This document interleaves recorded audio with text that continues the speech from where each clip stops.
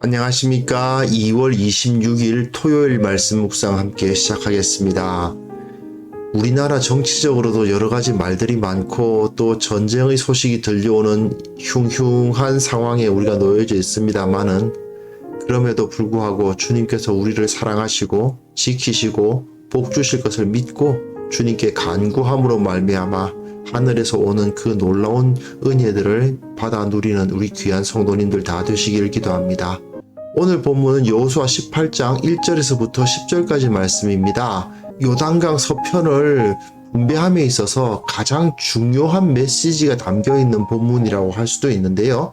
이 본문을 통해서 우리가 어떤 태도로 주님 앞에 나아가야 할지 생각해보는 시간이 되었으면 합니다. 그럼 말씀을 보겠습니다.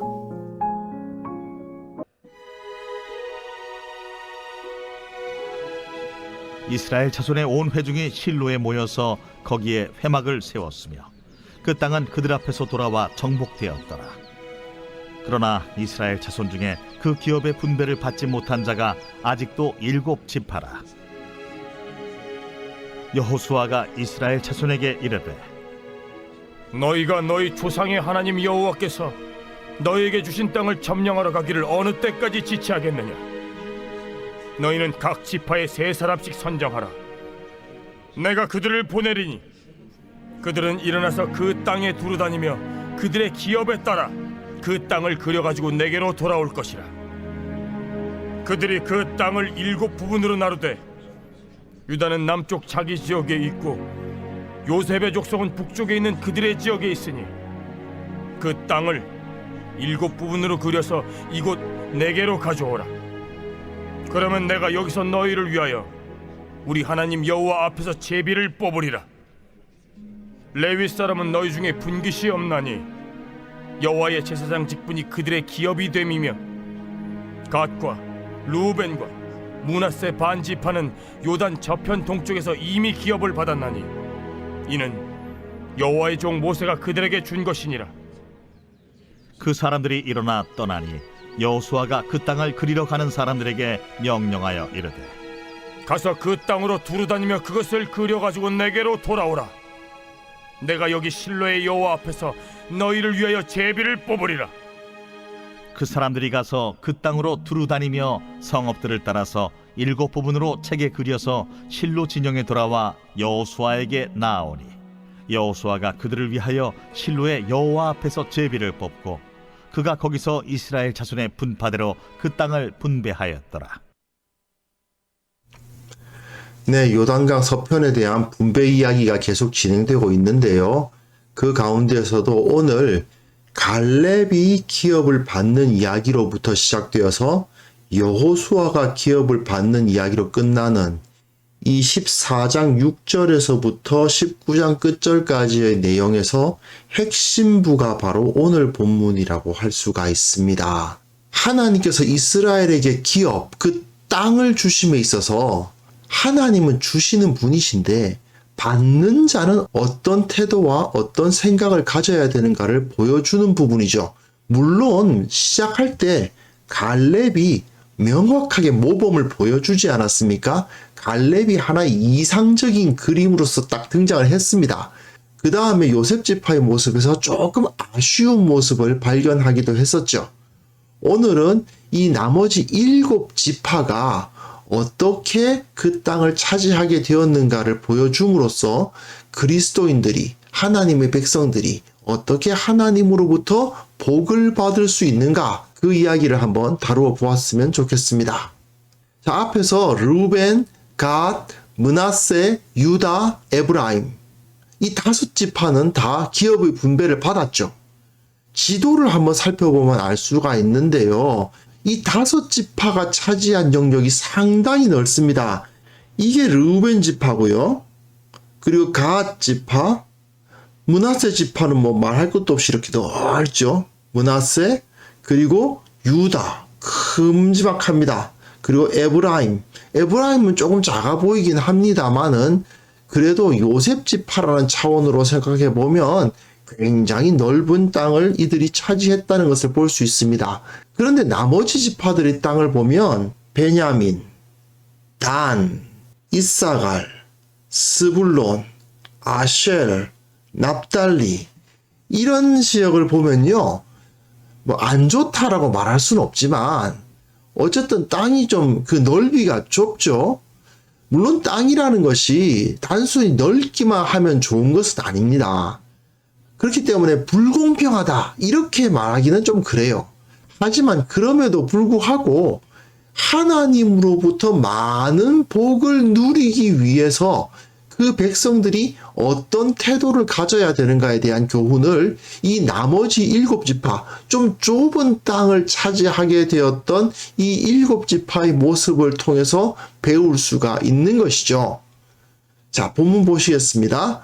이스라엘의 온 회중이 실로에 모여서, 실로라는 장소에 모여서 거기에 회막을 세웠습니다. 실로 회막. 이곳은 한마디로 그 지역의 중심지가 될 것입니다. 영적인, 종교적인 중심지가 되었습니다. 이제는 길갈이 아니라 요단강을 건너온 바로 그곳이 길갈이었는데 길갈이 아니라 실로라는 장소에 하나님의 성막이 세워진 거죠.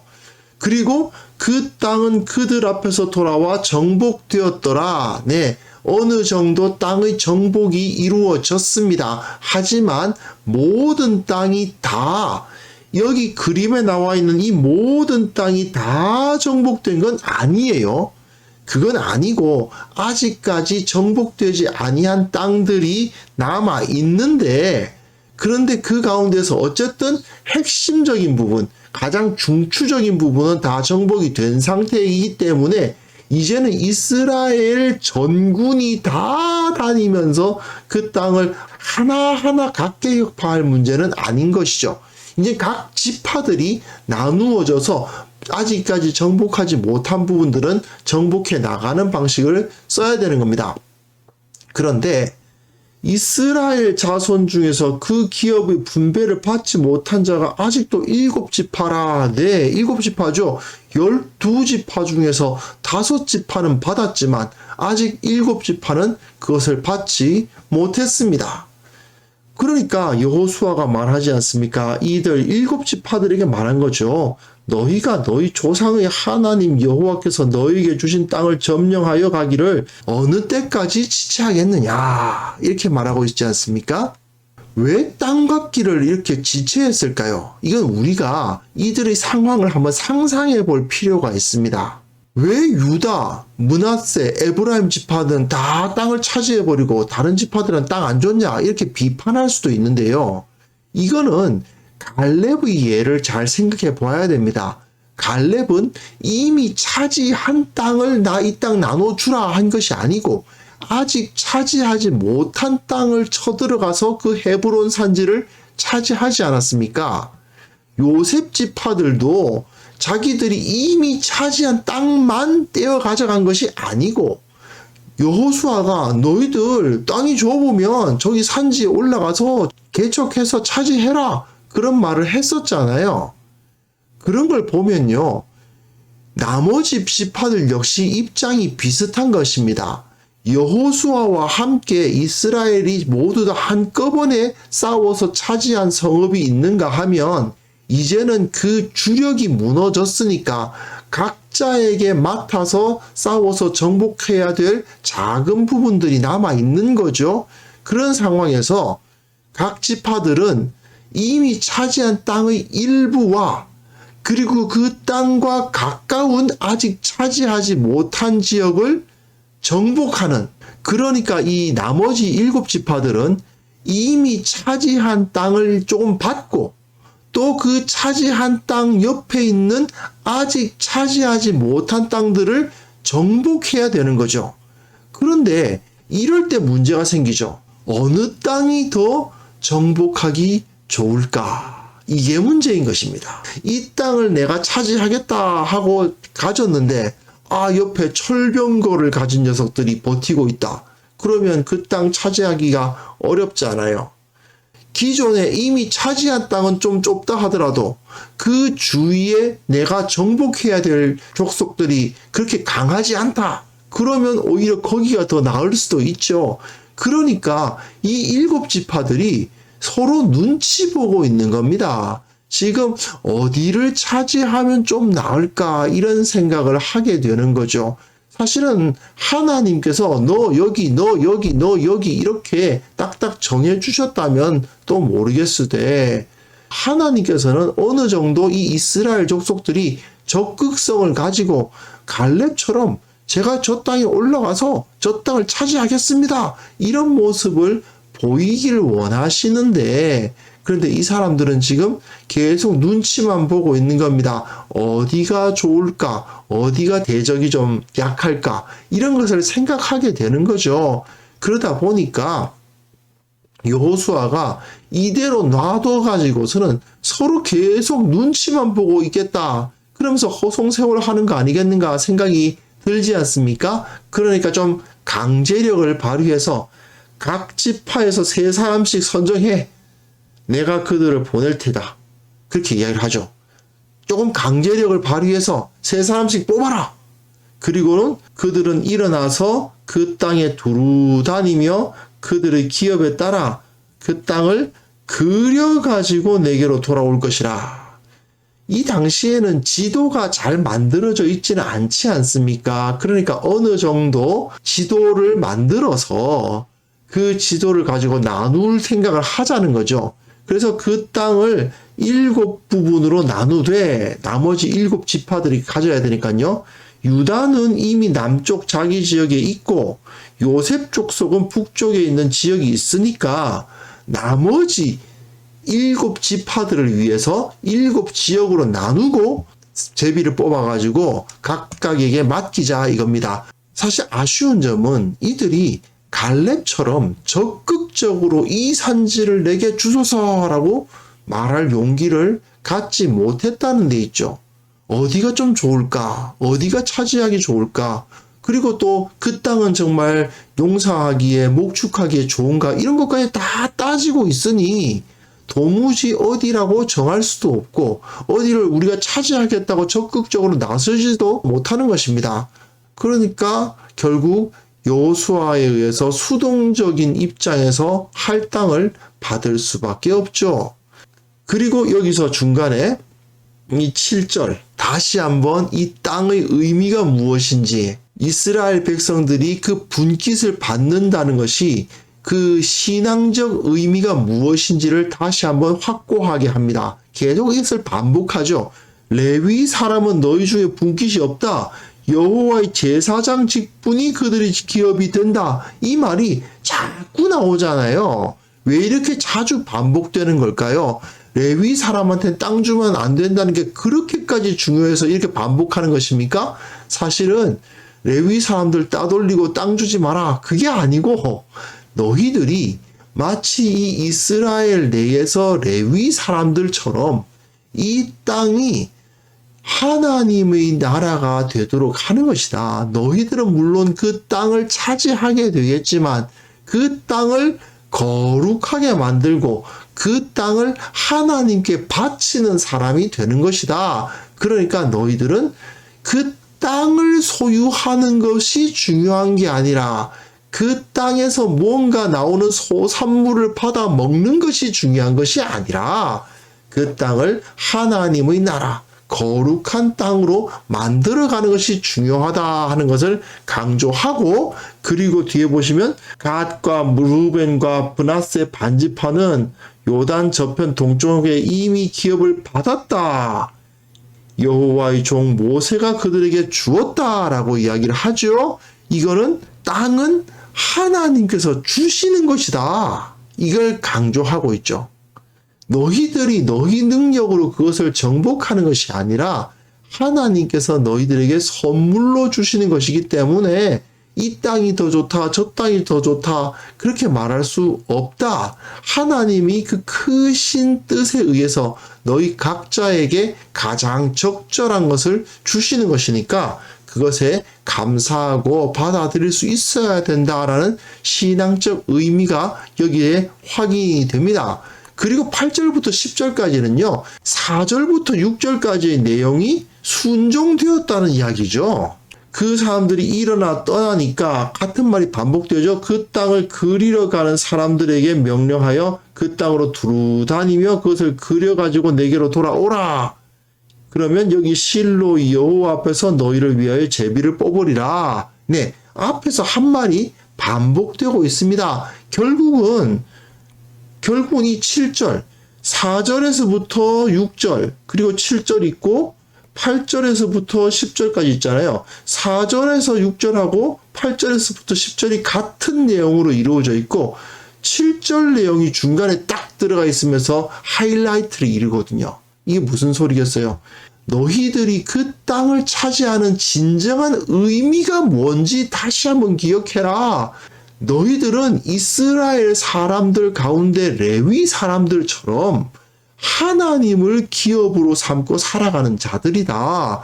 너희들이 가진 그 기업은 결코 너희들이 능력으로 차지한 땅이 아니라 하나님께서 너희들에게 주신 것이다. 이 사실을 철저하게 기억하고 그 마음을 가지고 그 땅을 돌아보라고 말하고 있는 거죠. 그래서 그 사람들이 두루 다니면서 그 성읍을 따라서 7부분으로 책에 그려서 실로에 돌아오니까 여호수아가 그들을 위해서 제비를 뽑아서 분배해 주었다는 이야기가 나옵니다. 그래서 월요일부터는 베냐민 지파부터 또 이 7지파들의 이야기가 나오게 될 거예요.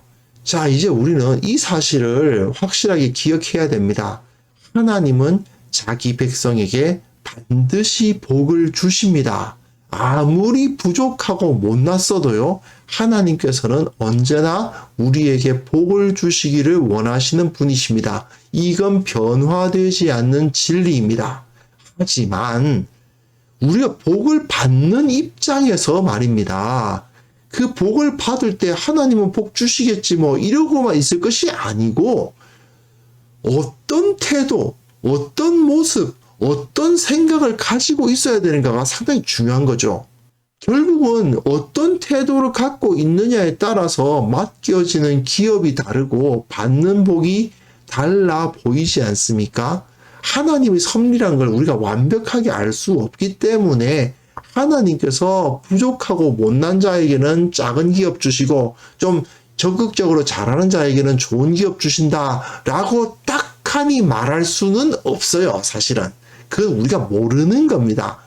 하나님께서 그 섭리 가운데서 어떻게 일하실지는 모르겠지만 그러나 대충 이렇게 보면 갈렙처럼 적극성을 가지고 약속 딱 붙들고 하나님께서 내가 내 발바닥으로 밟는 그 땅 주신다고 하셨다. 나 하나님 말씀 믿는다. 그러니까 나는 적극적으로 비록 저 눈앞에 안악 자손이 보이고 저들이 성벽이 저렇게 견고해 보인다 하더라도 나는 두려워하지 않고 저 땅을 차지하겠노라.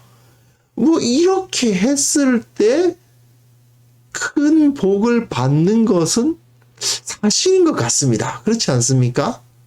그렇게 하기만 하면 무조건 복 받는다 이렇게 말하기도 좀 어렵긴 하지만 그러나 전반적으로 볼 때의 말입니다. 좀 기왕이면 능동적으로 적극적으로 하나님의 말씀에 순종하고 그 사역에 뛰어들 때에 더 큰 은혜를 받고 더 큰 복을 받고 더 좋은 결과를 누릴 수 있다는 거죠.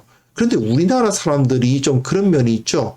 가만히 있으면 중간은 간다. 서로 간에 이렇게 눈치 보면서 적극적으로 하나님의 말씀에 순종하기보다는 다른 사람들은 어떡하나 이렇게 눈치 보는 그런 경향이 상당히 있는데 이것은 사실은 하나님 앞에 순종한다는 차원에서 생각해 보면 그렇게 좋은 태도라고 볼 수는 없을 것 같습니다. 내게는 주님을 좀 더 잘 섬길 수 있는 능력이 있는데 내가 소극적인 태도를 계속 가짐으로 말미암아 섬기지 않고 다른 사람이 하겠지 이러고 있다든지 또는 주위에서 이거 하라고 시키면 해야지 이러고 있으면 사실은 하나님으로부터 복을 받기에 부족한 것은 어쩔 수 없는 것 같습니다. 우리도 기왕이면 이들처럼 여호수아가 강제로 그냥 3명씩 뽑아!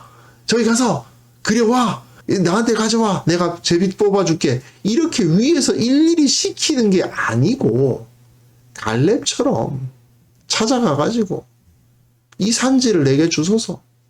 다른 사람들은 여기 차지하려면 많이 힘들 것 같습니다. 하지만 나는 힘들고 어려워 보이지만 이미 차지한 땅, 그런 땅은 이제 우리 후배들 주시고 나는 저 땅을 차지하겠습니다. 나는 어렵더라도 내게 주신 하나님의 은혜가 있으니 나는 할 수 있습니다. 그 믿음으로 나아가는 그런 모습을 가졌을 때에 우리는 정말 하나님께서 주시는 그 복을 충만히 누릴 수 있음을 다시 한번 기억해 보았으면 좋겠습니다.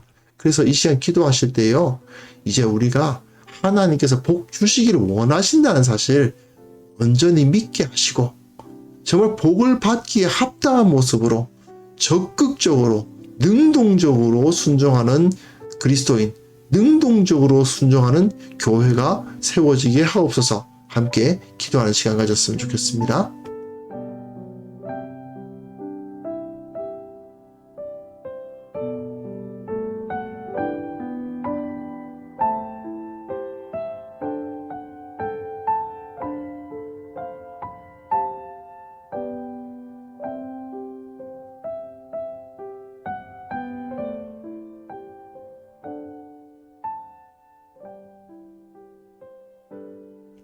하나님 아버지, 나를 사랑하심을 믿게 하옵소서. 복 주기를 원하심을 온전히 확신하게 하옵소서. 내가 복을 받기에 합당한 모습으로 서게 하시고 적극적으로 능동적으로 주님의 뜻을 알아서 최선을 다해 순종하는 신앙인으로서 서게 하여 주시기를 원하옵고 바랍니다. 아버지, 내가 하나님께로부터 오는 그 모든 것을 받아 누리기에 부족함이 없도록 좀 더 열심을 내고 좀 더 힘을 내서 주님 앞에 바로 서는 자, 최선을 다해서 섬기는 자, 주님의 뜻에 합당한 자로 살아가게 하여 주옵소서. 특별히 교회가 주님의 일을 감당함에 있어서 두려워하는 일이 없도록 도와주시고 오직 주님을 신뢰하며 이 세상 가운데 두려움 없이 나아가 하나님의 영광을 적극적으로 선포하는 자들 다 될 수 있도록 도와주시기를 간절히 원하옵니다. 특별히 기도하옵기는 주님, 전쟁의 소식이 들려오고 있습니다. 참으로 그 땅에 고통 가운데 있는 자들 불쌍히 여겨주시고 그곳에서 생명을 지켜주시기를 원하옵고 바랍니다.